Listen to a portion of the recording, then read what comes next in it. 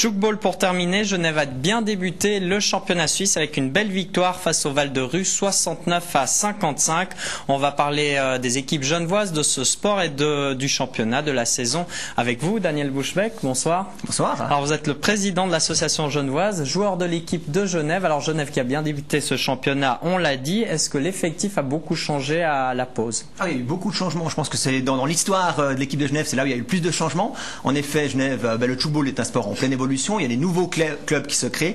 Là, on a un nouveau club. On a eu la chance d'avoir un nouveau club qui se crée à Nyon. Et il y a un certain nombre de joueurs qui sont partis dans cette équipe-là. D'un côté, ça fait un peu dommage pour Genève, mais de l'autre côté, on est très content parce qu'il y a une nouvelle équipe qui se crée. Et ça, c'est très bien pour nous. On va le voir sur les images qui vont suivre de votre frère, Thomas Buschbeck. On voit des joueurs de tous les âges dans votre effectif. Alors l'équipe de Genève maintenant, on a deux types de joueurs. On a les joueurs expérimentés, on a des joueurs de très haut niveau.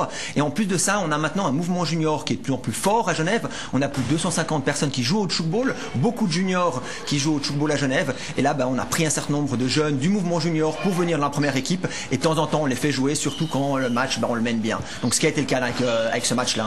Tandis qu'on vous voit en vert sur ces images, on peut rappeler peut-être le principe, car des personnes des fois nous interpellent, disent oh c'est quoi le tchoukball? On peut rappeler le principe et les principales règles. C'est pas possible, il y a des gens qui connaissent pas encore le tchoukball. Oui, on va les expliquer encore. Alors rapidement, on prend un terrain de la taille d'un terrain de basket à peu près, on met 7 joueurs de chaque équipe sur le terrain, on joue avec une balle de handball et les équipes vont faire des passes. Et de chaque côté du terrain, on va mettre un trampoline incliné de 1 mètre de côté. Et pour marquer un point, les équipes se font des passes, elles tirent la balle sur le trampoline. Si la balle rebondit sur le trampoline et retombe par terre, le point est marqué. Et l'autre équipe, elle va essayer de se placer correctement pour essayer de rattraper la balle. Et s'il arrive à rattraper la balle, le point n'est pas marqué et ça continue à jouer. C'est un jeu très dynamique et on joue aussi en équipe mixte. Alors exactement, puisqu'il n'y a pas de contact, à aucun moment il y a un contact, à aucun moment ça fait crier parfois des joueurs, à aucun moment il y a une gêne, on ne peut pas gêner l'adversaire, et bien ce qui fait qu'on peut assez facilement, même très facilement, jouer mixte.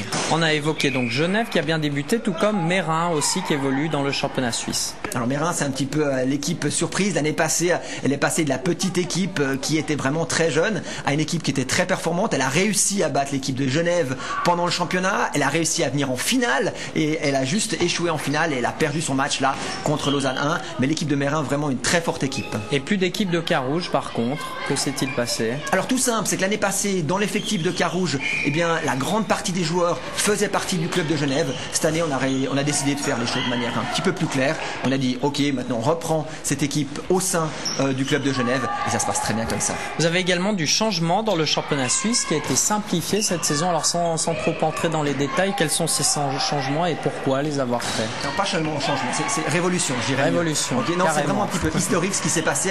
En effet, parce qu'on l'attendait cette décision depuis pas mal d'années, mais on a enfin décidé de créer un championnat maintenant avec 2 ligues.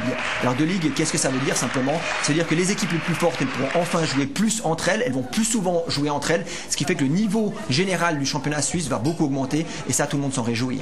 Vous avez évoqué tout à l'heure l'intérêt auprès des jeunes qui grandit. L'association genevoise a été fondée en 2003. Est-ce que depuis, justement, ce sport se fait davantage connaître, suscite de l'intérêt des vocations? Mais je dirais que ça fait même depuis une dizaine d'années maintenant que petit à petit ça grandit. Petit à petit, on a des nouveaux membres qui viennent joindre. Chaque année, l'effectif de l'association genevoise de football augmente. Et cette année encore, il a encore augmenté. On a 250. Bientôt, on va passer à 300 membres. Donc pour l'instant, le tchoukball à Genève, ça porte très bien. Et avec des gros événements qui ont eu lieu, notamment le championnat du monde de beach tchoukball l'an passé, un tournoi international. Donc preuve que Genève s'intéresse à ce sport. Merci beaucoup Daniel Buschbeck pour ces explications. Bonne suite de saison.